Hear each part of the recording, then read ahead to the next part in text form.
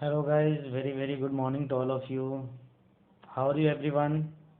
I hope all of you will be fine. As you know that due to lockdown our classes are not running. It's a very big problem because we are lagging behind our syllabus. हम लोग syllabus में पीछे चल रहे हैं. So that is why I thought that you should start our syllabus because after reopening the classes we will have very less time to complete our syllabus. So that is why I thought we should start it. So today I'm just going to start your first chapter, that is force and pressure of your class. आज मैं आप लोग को force and pressure पढ़ाने वाला हूँ. So before that one thing you have to do, आप अपने साथ you should take a copy and pen so that also you will make the notes. आप नोट्स बनाते जाएंगे एलॉन्ग विथ इस वीडियो के साथ साथ वीडियो को पॉज करके आप वीडियो के साथ साथ ही नोट्स बनाते भी जाएंगे. And another thing, because I am making first video of your class, so at first you have to subscribe my YouTube channel. इस यूट्यूब चैनल को आप सब्सक्राइब कर लेंगे और बेल आइकन को प्रेस कर देंगे so that when ever I will make your video you will get the notification. What is another thing, you will also like the video. आप वीडियो को लाइक करेंगे so that I can come to know that whatever I am teaching, मैं भी जो कुछ भी आपको पढ़ा रहा हूँ आपको सारी चीज़ें समझ में आ रही है. तो मैं नोट्स के साथ साथ आपको पढ़ाऊँगा, नोट्स के साथ साथ आपको हर एक चीज़ एक्सप्लेन करूँगा. मैं इस तरह से एक्सप्लेन करने की कोशिश करूँगा so that everything will be clear. आपको हर एक चीज़ वीडियो में ही क्लियर हो जाए और आपको क्लासेस में फिर इसकी ज़रूरत ना पड़े. तो we will start the show. अब हम लोग चलते हैं नोट्स के साथ, स्टार्ट करते हैं फोर्स. सबसे पहले हम लोग फोर्स के बारे में देखते हैं. तो in junior classes I think you had studied also what is force. तो आई थिंक इसमें से लगभग सबको पता ही होगा फोर्स कैसे कहते हैं. So push and pull acting on a body is known as force. ये इसका डिफिनीशन हुआ कि किसी भी बॉडी में पुश या पुल एक्टिंग अगर हम करते हैं, एक्शन अगर उसके ऊपर अप्लाई करते हैं, so that push and pull acting is known as what, force. उसी को हम लोग फोर्स कहते हैं. एंड फोर्स मतलब एक सिंपल भाषा में हम लोग समझ सकते हैं कि हम दरवाजा खोलते हैं तो क्या करते हैं, उसे पुल करते हैं. टेबल को आगे की तरफ धकेलते हैं, क्या करते हैं, पुश करते हैं. पानी को कुएं से निकालते हैं, क्या करते हैं, पुल करते हैं. तो हम कुछ भी व्हाट एवर वर्क, आप देखते हैं कि हम अपने डेली लाइफ में कुछ भी काम करते हैं तो उसमें या तो पुश दांत में धक्का मारते हैं, या तो पुल, या तो उसे हम लोग खींचते हैं. जब हम बुक ही उठाते हैं तो उसे क्या कर रहे हैं, पुल कर रहे हैं. हम एक जगह से दूसरी जगह लेकर के जा रहे हैं तो पुश कर रहे हैं. तो ये जो पुश और पुल एक्टिंग है, एक्शन है, इसी को हम लोग फोर्स कहते हैं. तो force can be applied, force जो है वो अप्लाई हो सकता है by living things as well as by non living things. Living things के द्वारा भी हमारा फोर्स अप्लाई हो सकता है और नॉन लिविंग थिंग्स के द्वारा ही भी अप्लाई हो सकता है. एक एग्जांपल देता हूं मैं. जैसे हम लोग बैलगाड़ी जो है, बैलगाड़ी किसके द्वारा खींची जाती है, बैल के द्वारा. तो बैल जो है वो क्या कर रहा है, उस बैलगाड़ी पे अपना फोर्स लगा रहा है, पुश कर रहा है, जिसके कारण बैलगाड़ी आगे की तरफ बढ़ रहा है. मतलब बैल क्या है, that is a living things. Another thing we take also example of our self. हम लोग क्या करते हैं, बुक को उठाते हैं, टेबल को धक्का देते हैं. तो इस तरह के जो काम करते हैं हम लोग, तो किसके द्वारा फोर्स लगाया जा रहा है, लिविंग थिंग्स के द्वारा. लेकिन नॉन लिविंग थिंग्स जैसे कि एयर के द्वारा, वाटर के द्वारा, एयर और वाटर के द्वारा भी फोर्स लगती है. एयर आप देखते हैं कि विंड आती है तो विंड के कारण बहुत सारे सब्सटेंस जो होते हैं वो उड़ जाते हैं या तो एक जगह से दूसरी जगह डिस्प्लेस हो जाते हैं. तो ये लिविंग थिंग्स और नॉन लिविंग थिंग्स दोनों के द्वारा फोर्स अप्लाई होता है. मैं अभी आप लोग को नोट्स के थ्रू से समझाते जाऊंगा so that everything will be very clear and also you will make your notes. So I will go through slide by slide and everything will be clear. Okay, so you can see here force, you can see here force, the topic is force. Now I already discussed it कि force is push और pull. Force क्या है, या तो push है या तो पुल है. Next point I already explained, living things and non living things can apply force. कि फोर्स जो है वो लिविंग थिंग्स भी अप्लाई कर सकता है और नॉन लिविंग थिंग्स के द्वारा भी अप्लाई हो सकता है. देखो मैं ये नोट्स मैं इसलिए दे रहा हूँ so that you can also make your notes. आप वीडियो को पॉज करेंगे, इन चीज़ों को नोट डाउन करते जाएंगे ताकि आपको दिक्कत ना हो, क्लासेस में फिर इसकी ज़रूरत ना पड़े। Next, to apply a force over an object, interaction between object and source of force is necessary. क्या बोल रहा है कि किसी भी ऑब्जेक्ट के ऊपर फोर्स लगाने के लिए जो सोर्स ऑफ फोर्स है, सोर्स ऑफ फोर्स मतलब जिसके द्वारा फोर्स लगाया जा रहा है और जिस ऑब्जेक्ट पे फोर्स लगाया जा रहा है, वो दोनों के बीच में इंटरेक्शन होना बहुत जरूरी है। जैसे मान लीजिए कि मैं खड़ा हूं और टेबल रखा हुआ है, तो क्या उसके ऊपर कोई फोर्स लग रहा है मेरे द्वारा? नहीं लग रहा है। जब मैं उस टेबल की तरफ इंटरेक्ट होऊंगा, उसको टच करूंगा और उसको पुश करूंगा, तब उसके ऊपर जाकर के कोई एक फोर्स लगेगा। तो that is the main point, that to apply a force over an object, interaction between two object is necessary. Next, अब हम लोग चलते हैं, whenever force act to object are involve, one applied force other which receive force. जैसे मैंने भी बताया कि दो ऑब्जेक्ट ऐसे होंगे, दो ऑब्जेक्ट के बीच में इंटरेक्शन होना चाहिए। एक ऑब्जेक्ट होगा फोर्स लगाने वाला और दूसरा ऑब्जेक्ट होगा जिसके ऊपर फोर्स लगेगा। अभी मैंने बहुत सारे एग्जांपल लिया, यहाँ पे भी एग्जांपल देख सकते हो। Example are given, to kick ball we need push, हम लोग बॉल को पुश करने के लिए, किक करने के लिए पुश करने की जरूरत पड़ता है। तो दीज आर द एग्जांपल्स। तो this is the introduction of force. तो आई थिंक आपको ये चीजें समझ में आ गई होगी। अब हम लोग नेक्स्ट स्लाइड की तरफ मूव करते हैं।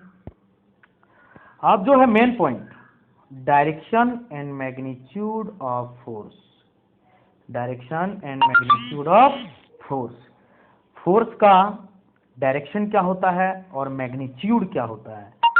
तो वह डायरेक्शन एंड मैग्नीट्यूड कहते किसको? Before magnitude, one thing I want to say you कि फोर्स का जो एसआई यूनिट होता है, SI unit of force, SI unit जो होता है फोर्स का, वो क्या होता है? न्यूटन होता है, जिसको कैपिटल एन से डिनोट करते हैं। क्या होता है SI unit? SI unit of force is Newton. क्या बोलते हैं हम लोग उसको? न्यूटन कहते हैं, और जिसको हम लोग कैपिटल एन से डिनोट करते हैं। तो मैग्नीट्यूड के बारे में बात करेंगे। मैग्नीट्यूड ऑफ द फोर्स किसे कहेंगे? कि the measurement of a strength and amount of the force is called magnitude of force. मतलब किसी भी फोर्स को जो हम लगा रहे हैं, उसका स्ट्रेंथ कितना है, वो कितने अमाउंट से लगाया जा रहा है। अगर हम लोग किसी ऑब्जेक्ट को, फोर्स मतलब क्या? Push and pull action. तो किसी ऑब्जेक्ट को हम लोग पुश कर रहे हैं या पुल कर रहे हैं, तो कितने स्ट्रेंथ से कर रहे हैं, कितने अमाउंट से कर रहे हैं, वो जो स्ट्रेंथ और amount of that force is known as magnitude of that force. और वो स्ट्रेंथ किसके द्वारा हम लोग मेजर करते हैं? न्यूटन के द्वारा, जो मैंने अभी आपको बताया, SI unit of force. SI unit force तो क्या है? न्यूटन। जैसे हम लोग बोलेंगे अगर पुश कर रहे हैं तो फोर्स को हम लोग कैसे कहेंगे? 4 न्यूटन का फोर्स लगा रहे हैं, 5 न्यूटन का फोर्स लगा रहे हैं, like that we can say it. Another thing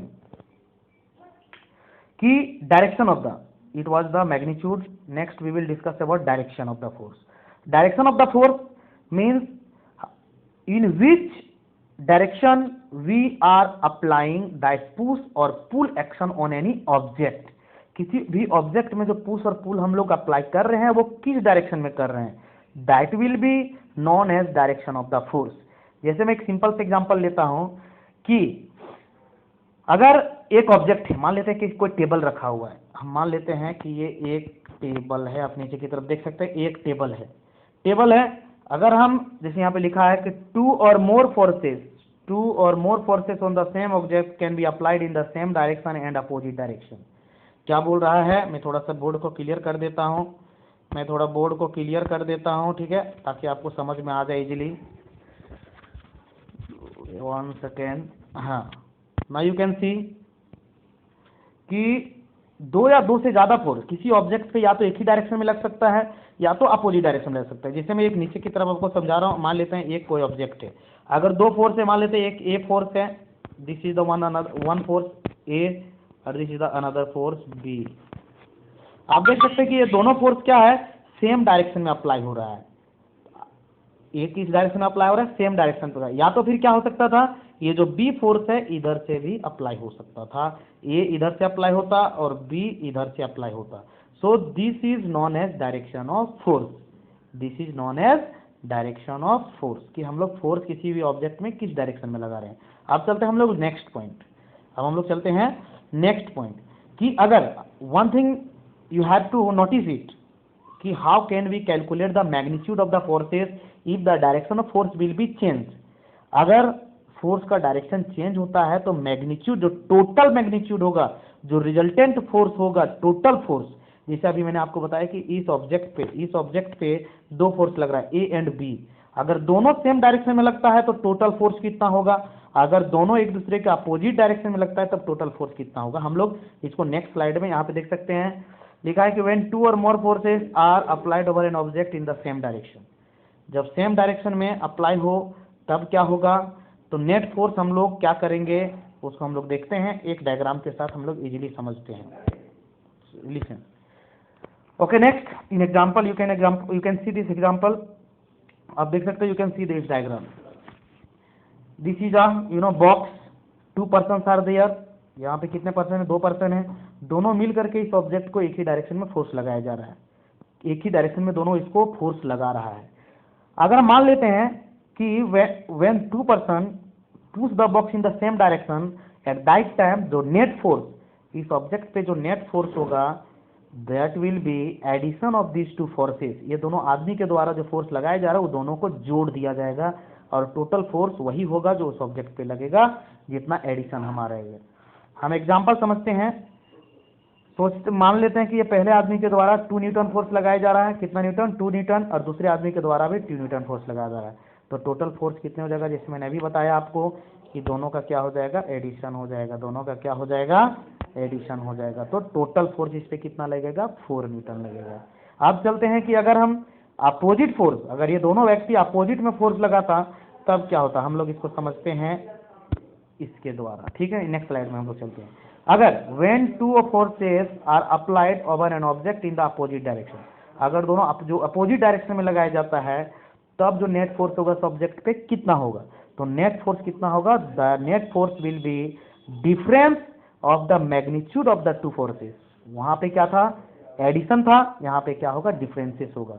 हम मान लेते हैं कि when 2 person push box in opposite direction, magnitude 2 Newton, then the resultant force will be 0 Newton। कैसे, मान लेते हैं कि पहला व्यक्ति के द्वारा भी 2 न्यूटन फोर्स लगाया गया, दूसरे व्यक्ति के द्वारा भी 2 न्यूटन फोर्स लगाया गया, तभी मैंने बताया कि जो आपका रिजल्टेंट फोर्स होगा दोनों का डिफरेंस होगा, तो 2 न्यूटन माइनस 2 न्यूटन कितना हो जाएगा, 0 न्यूटन। मतलब उस बॉक्स के ऊपर कोई भी फोर्स नहीं लगेगा। जैसे मान लेते हैं एक बॉक्स है, इधर से हमारा एक फोर्स लगा कितना का, 2 न्यूटन, इधर से भी दूसरा हमारा लगा 2 न्यूटन।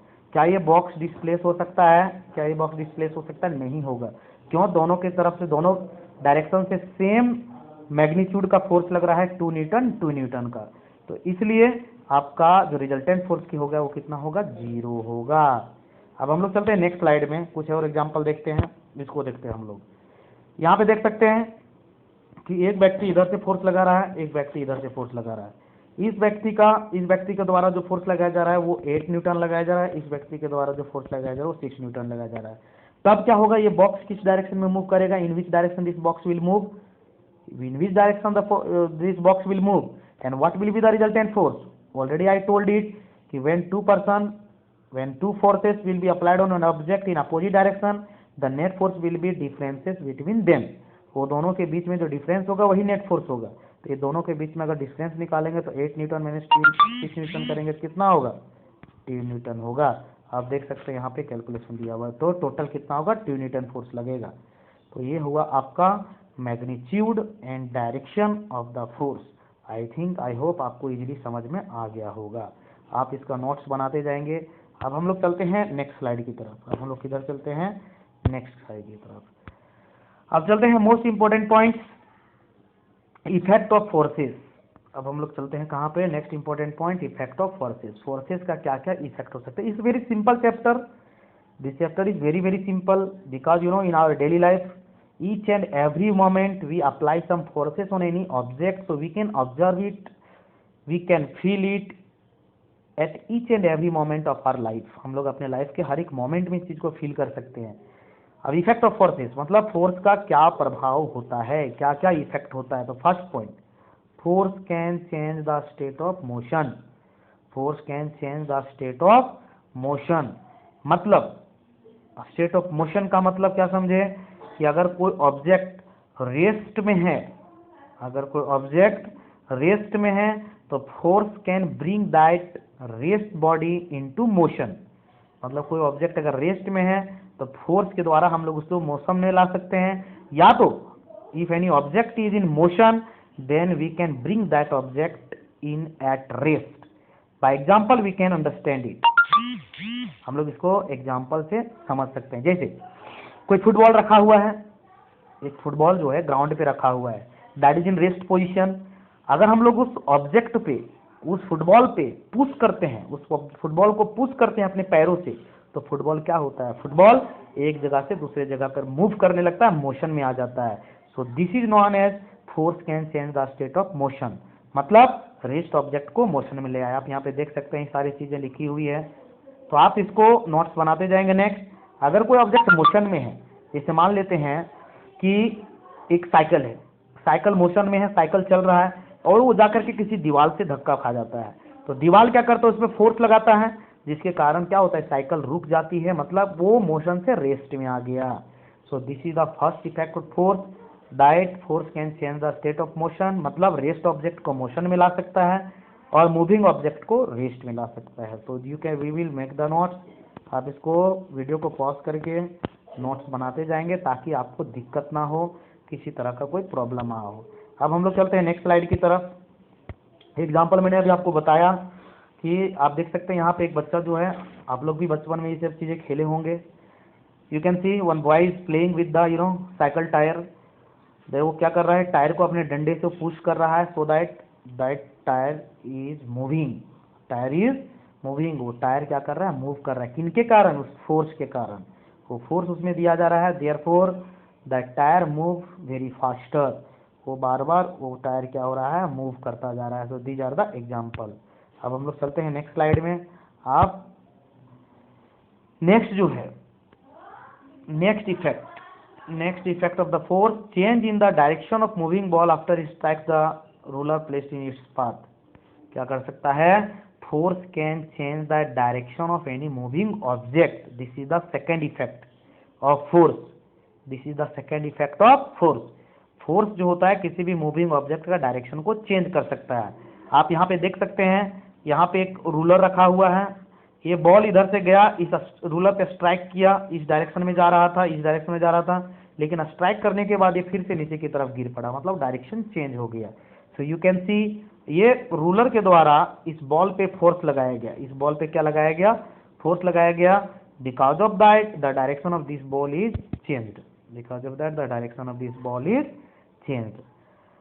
सो यू कैन सी कि what are the effects of forces, what are the effects of forces।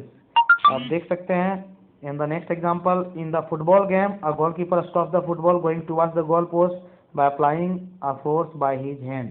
आप देखते हैं कि जब लोग फुटबॉल खेलता है, जो गोलकीपर होता है उसकी तरफ जब बॉल जाता है तो फोर्स को अप्लाई करके उस बॉल को पकड़ सकता है, मतलब मूविंग ऑब्जेक्ट को क्या कर रहा है, रेस्ट में लेकर के आ रहा है। अब हम लोग चलते हैं नेक्स्ट स्लाइड की तरफ। हाँ, ये आपका हो गया next effect of force. Second effect of force, force can change the shape of an object. Force can change the shape of an object. आप इस डायग्राम को देख सकते हैं। पहले ये जो बॉल है, ये गुब्बारा है, ये गुब्बारा किस शेप में है, लेकिन जब इस गुब्बारे के ऊपर दोनों हाथों से फोर्स लगाया गया, after that you can see the shape of this ball, this balloon is totally changed. Why so? Because force is applied on that balloon. Force जो है उस बैलून पे अप्लाई किया गया है। So we can say that force can change the shape of an object. You can see also this diagram. This is a spring. When we apply force, when we push from both the ends, then you can see the shape of this spring is changed. The shape of this spring is change. आप अपने घरों में भी देखते होंगे कि किसी की चीज के ऊपर आप फोर्स लगाते हैं तो उसका शेप चेंज हो जाता है। तो force can change the shape of an object. So this is the second effect of force. Now we will move to the next slide. Okay, so these are the effect of forces. First effect मैंने क्या बताया, what was the first effect, that force can change the state of motion of any object, that means force can bring rest object into motion and force can bring moving object into rest. Next, force can change the direction of the object. Force can change also the direction of an object. जैसे मैंने बताया during playing cricket also you can see, जब bowler होता है bowling करता है वो किस डायरेक्शन की तरफ जाता है, बैट्समैन की तरफ जाता है, लेकिन बैट्समैन जब उसे बैट से मारता है तो दूसरे डायरेक्शन की तरफ, वो चौका छक्का जहां भी जाए वो चौके छक्के की तरफ या तो आउट भी हो सकता है या तो क्लीन बोल्ड भी हो सकता है. लेकिन जब वो विकेट या बैट से अगर वो टच होती है, जब उस पर स्ट्राइक करता है तो वो बॉल का डायरेक्शन चेंज हो जाती है. तो force can change the direction of an object, force can change shape of an object. So this we are the effect of forces. So I think, I hope आप लोग को easily समझ में आ रहा होगा. I am using both the language English as well as Hindi so that you can easily understand whatever I am teaching you. Got it? Now we will move to the next topic, types of forces. Types of forces. Types of force. Types of force. So mainly there are two types of force. Mainly there are two types of force. Contact force and another one is non-contact force. First one is contact force and another one is non-contact force. In the starting of this video, ये video को शुरुआत होने के time में ही मैंने आपको बताया था कि फोर्स लगने के लिए दो ऑब्जेक्ट के बीच में इंटरेक्शन होना बहुत जरूरी है. अगर वो दोनों ऑब्जेक्ट के बीच में इंटरेक्शन नहीं होता है तो एक ऑब्जेक्ट के ऊपर फोर्स नहीं लग सकता है. दोनों ऑब्जेक्ट क्या क्या है, एक ऑब्जेक्ट जो फोर्स अप्लाई करता है और एक ऑब्जेक्ट जो फोर्स को रिसीव करता है, जिसके ऊपर फोर्स लगाया जाता है. तो कॉन्टैक्ट फोर्स किसे कहते हैं, जब वो दोनों ऑब्जेक्ट एक दूसरे के कांटेक्ट में हो, फिजिकली कांटेक्ट में हो, after that force is getting applied. When two objects are in physically contact and after that force is getting applied, that of force is known as contact force. Non contact force किसे कहेंगे, when two object are not in physically contact, जब दो object physically contact में ना हो उसके बावजूद भी फोर्स लग रहा है तो इसे नॉन कॉन्टैक्ट फोर्स कहते हैं. तो सबसे पहले हम लोग कॉन्टैक्ट फोर्स को देखेंगे. Already I explained it. For interaction, for contact force, interaction between two object is necessary. Force that come into the action, the interaction between object called contact force. Contact force works in the point of contact. मतलब मैंने जैसे भी बताया कि contact force किसे कहते हैं, when two object are in physically contact and after that an object apply a force on another object, that force is known as contact force. तो contact force में सबसे पहले हम लोग देखते हैं, अब types of contact force हम लोग देखेंगे. Okay, so first one we will see muscular force. Muscular force, by the name you can come to know what is muscular force. means the force which is applied by our muscles. जो हमारे muscles के द्वारा apply होता है किसी भी object के ऊपर, कोई फोर्स लगाया जाता है, तो that type of force is known as muscular force. तो already I told it, force due to the action, force due to the action of muscles is called muscular force. उसे हम लोग क्या कहते हैं, मस्कुलर फोर्स कहते हैं. जैसे हम किसी बुक को एक जगह से दूसरे जगह लेके जाते हैं तो हम अपने मसल्स का प्रयोग कर रहे हैं. हम किसी टेबल को एक जगह से दूसरे जगह धक्का देते हैं, हम अपने मसल्स का प्रयोग कर रहे हैं. So this type of force is known as muscular force. जैसे मैंने अभी बैलगाड़ी का एग्जांपल दिया था, तो वहाँ बैल जो होता है अपने मसल्स के द्वारा उस बैलगाड़ी पे फोर्स लगाता है. तो that force is also known as muscular force. अब हम लोग चलते हैं नेक्स्ट स्लाइड की तरफ. सॉरी, थोड़ी तबीयत सही नहीं है, even though I am making this video for you all guys. जैसे आप इस एग्जांपल में देख सकते हैं, इस डायग्राम में देख सकते हैं. Sorry, one second.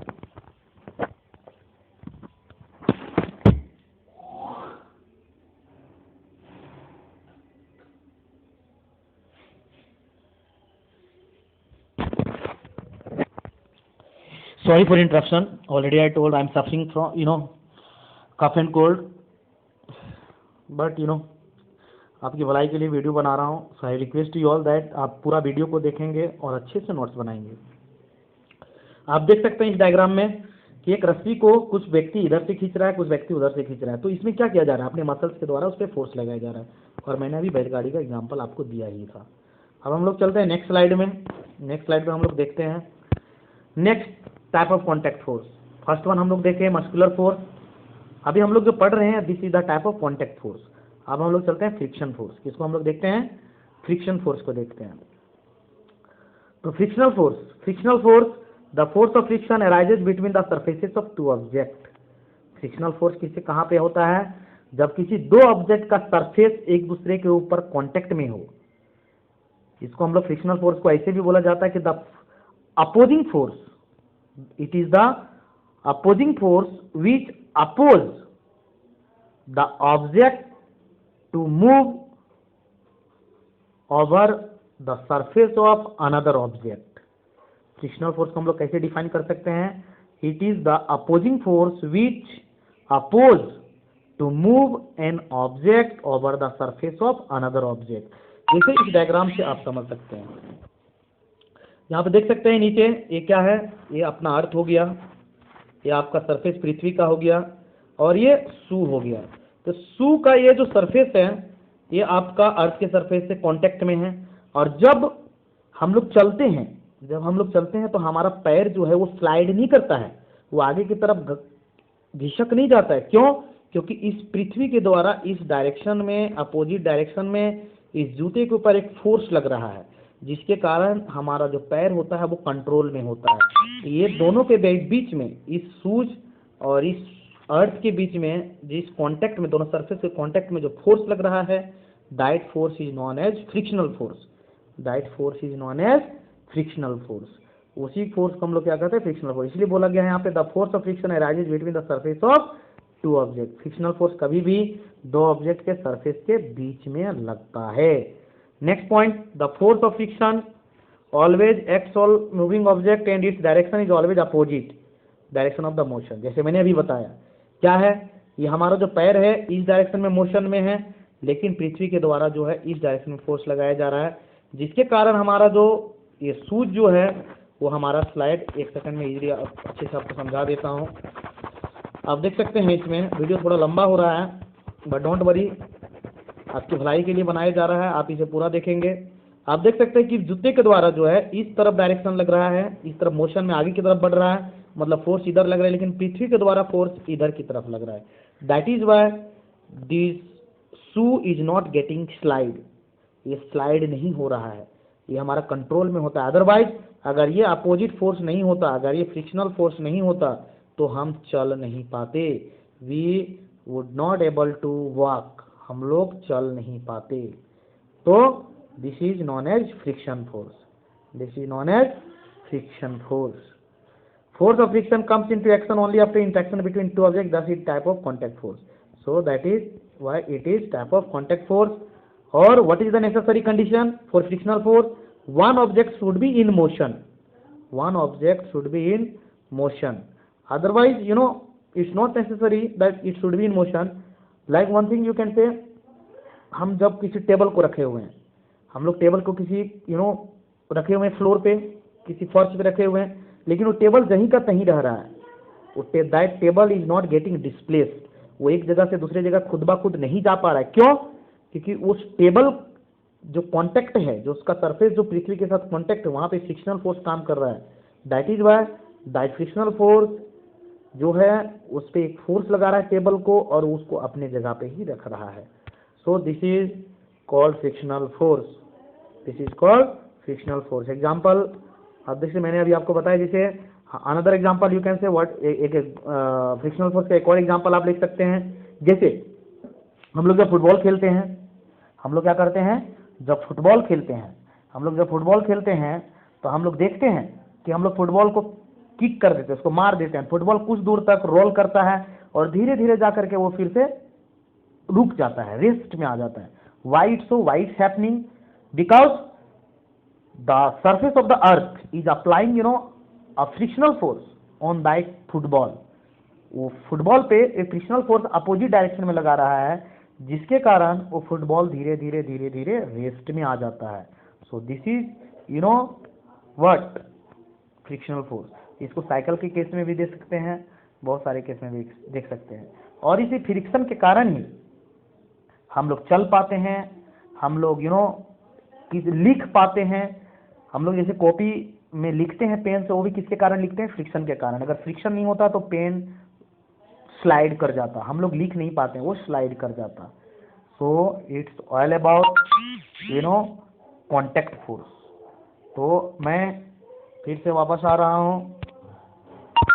Okay guys, तो देखा मैंने अभी आप लोग को यहाँ तक बताया कि फोर्स क्या है। सबसे पहला पॉइंट मैंने आप लोग को बताया, what is force. Next point I explained about what are the effects of forces, and next one I explained about types of forces. That means I explained only contact force, I explained about only contact force. So again I am just requesting you all, आप इस channel को subscribe कर लेंगे, उसके बाद bell icon को भी press करेंगे, so that whenever I will make the video you will get all those notification। वो सारा नोटिफिकेशन आपको मिलता रहेगा और आप वीडियो को अच्छे से देख लेंगे। और आप लाइक भी करेंगे, अगर आपको समझ में आ गया हो तो आप उसे लाइक करेंगे, क्योंकि आप लाइक करेंगे तभी मुझे पता चलेगा कि हाँ आप देख रहे हैं इसे और आपको थोड़ा मोड़ा समझ में भी आ रहा है। सो गाइज, अब इसके आगे हम लोग नेक्स्ट वीडियो में देखेंगे non contact force. Non contact force में आपको बता देता हूँ, नॉन कॉन्टैक्ट फोर्स में क्या क्या आ जाएगा। ग्रेविटेशनल फोर्स आ जाएगा, इलेक्ट्रोस्टैटिक फोर्स आ जाएगा। Gravitational force and electrostatic force, these forces comes under non contact force, so we will discuss it in next video। तो आज के लिए हम लोग इतने रखते हैं। हाँ, आप इसे नोट्स बनाते जाएंगे अच्छे से। अगर आपको कोई दिक्कत हुआ हो आप मुझे कमेंट करेंगे, I will give the reply. Okay, bye bye, take care, have a nice day.